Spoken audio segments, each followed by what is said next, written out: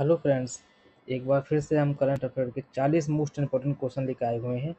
तो वीडियो को स्टार्ट करने से पहले जो हमारे चैनल पर नया है वो चैनल को सब्सक्राइब, लाइक एंड शेयर कर दे, जिससे हमें मोटिवेशन मिलता रहे। तो चलो क्वेश्चन स्टार्ट करते हैं। पहला, हाल ही में किस देश ने ब्रिक्स में नए सदस्य के रूप में प्रवेश किया? Argentina, Egypt, Turkey, Vietnam. तो वो है हमारा इजिप्ट। 2024-25 में ब्रिक्स का विस्तार हुआ था, जिसमें इजिप्ट सहित कई नए देश जुड़े हुए हैं। Question number 2, global hunger index 2025 में भारत की रैंक क्या रही? तो भारत की रैंक रही है 111। अभी भी भारत की कंडीशन है सीरियस। क्वेश्चन नंबर तीसरा देखते हैं, हाल ही में COP29 क्लाइमेट समिट किस शहर में आयोजित हुआ? Dubai, Baku, Paris. तो ये बाकू में हुआ है, जो कि अजरबैजान की राजधानी है, बाकू। अगला प्रश्न, आदित्य L1 मिशन किस उद्देश्य से लॉन्च किया गया था?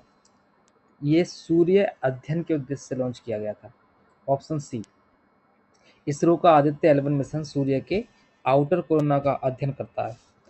क्वेश्चन नंबर 5 देखते हैं, हाल ही में किस देश ने AI रेगुलेशन लॉ सबसे पहले लागू किया था? तो वो है European Union, option C. EU ने AI एक्ट लागू कर AI को रेगुलेट करने वाला पहला व्यापक कानून बनाया था।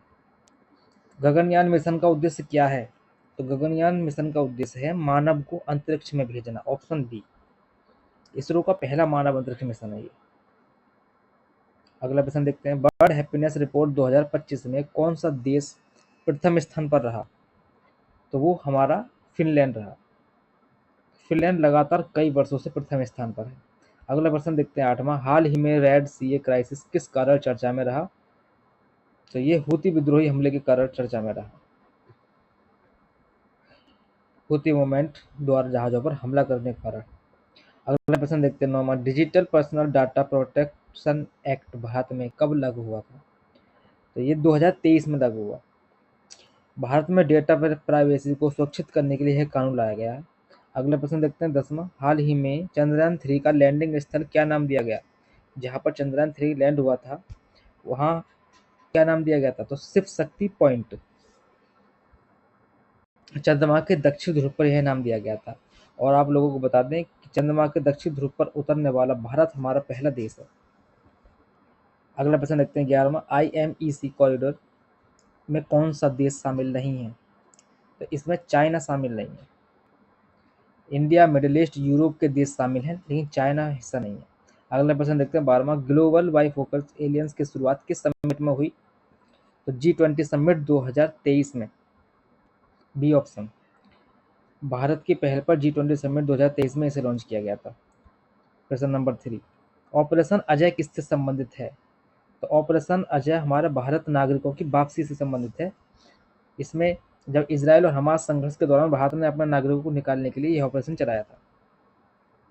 अगला प्रश्न देखते हैं, 14वां, ग्रीन हाइड्रोजन मिशन का मुख्य उद्देश्य क्या है? तो स्वच्छ ऊर्जा उत्पादन करना, ऑप्शन सी। भारत का लक्ष्य ग्रीन हाइड्रोजन से क्लीन फ्यूल बनाना है। प्रश्न नंबर 5, क्वाड समूह में कौन सा देश शामिल है? तो इसमें ऑस्ट्रेलिया है। इंडिया, USA, जापान और ऑस्ट्रेलिया, ये 4 देश इसमें शामिल है। प्रश्न नंबर 6, सेमिकॉन इंडिया प्रोग्राम किस क्षेत्र से जुड़ा है? तो सेमीकंडक्टर निर्माण, ऑप्शन सी। भारत में चिप मैन्युफैक्चर को बढ़ावा देने के लिए है। अगला प्रश्न देखते हैं, 17वां, वन नेशन वन इलेक्शन का संबंध किससे है? तो चुनाव सुधार के लिए से संबंधित है, ऑप्शन बी। पूरे देश में एक साथ चुनाव करने का प्रस्ताव रखा गया है इसमें। क्वेश्चन नंबर 18 देखते हैं, ग्लोबल साउथ समिट की मेजबानी किसने की? तो ग्लोबल साउथ समिट की मेजबानी इंडिया ने की। अगला प्रश्न देखते हैं, ब्लू इकोनॉमी का संबंध किससे है? समुद्री संसाधन से संबंध है इसका, ऑप्शन बी। अगला प्रश्न, PM विश्वकर्मा स्कीम किसके लिए है? तो इसका आंसर सी है, पारंपरिक कारीगरों के लिए। अगला प्रश्न देखते हैं, AI सेफ्टी समिट 2024 का आयोजन कहाँ हुआ? AI सेफ्टी समिट 2024 का आयोजन कहाँ हुआ? तो इसका ऑप्शन सी है, ये यूके में है। अगला प्रश्न देखते हैं, 22वां, लॉस एंड डैमेज फंड किससे संबंधित है? तो ये है हमारा जलवायु परिवर्तन से संबंधित, ऑप्शन बी है। अगला प्रश्न, आर्टेमिक अकॉर्ड्स किस क्षेत्र से संबंधित है? तो ये अंतरिक्ष से संबंधित है, ऑप्शन बी। अगला प्रश्न, हाल ही में नाटो में शामिल नया देश कौन सा है? तो अभी नाटो में हाल ही में 2 नए देश जुड़े हैं, एक फिनलैंड, एक स्वीडन। लेकिन स्वीडन अभी अभी जुड़ा है, स्वीडन से पहले फिनलैंड जुड़ा था।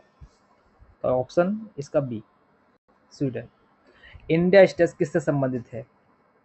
तो ये है डिजिटल इंफ्रास्ट्रक्चर से, ऑप्शन बी। अगला प्रश्न देखते हैं, 5G रोल आउट में भारत का लक्ष्य क्या है?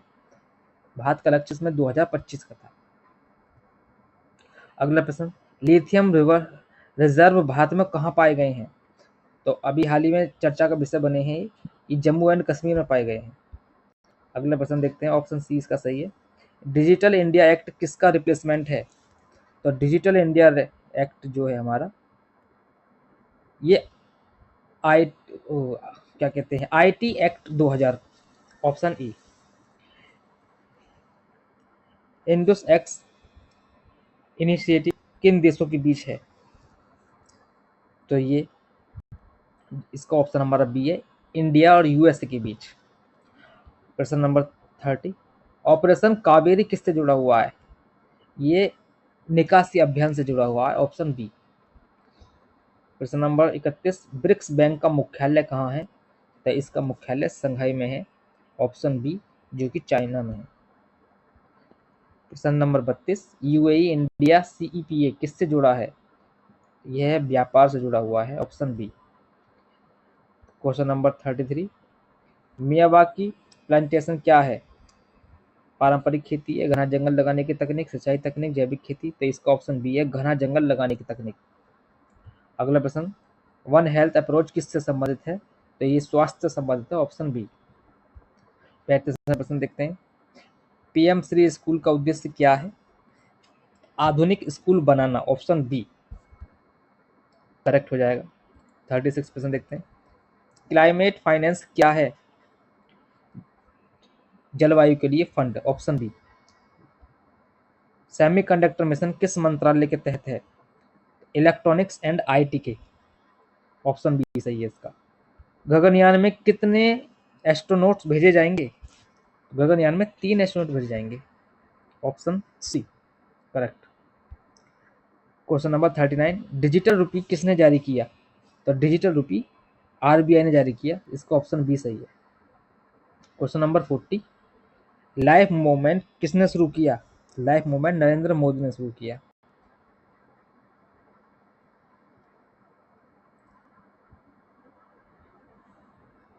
ठीक है, आगे मिलते हैं अगली वीडियो में, जब तक के लिए धन्यवाद।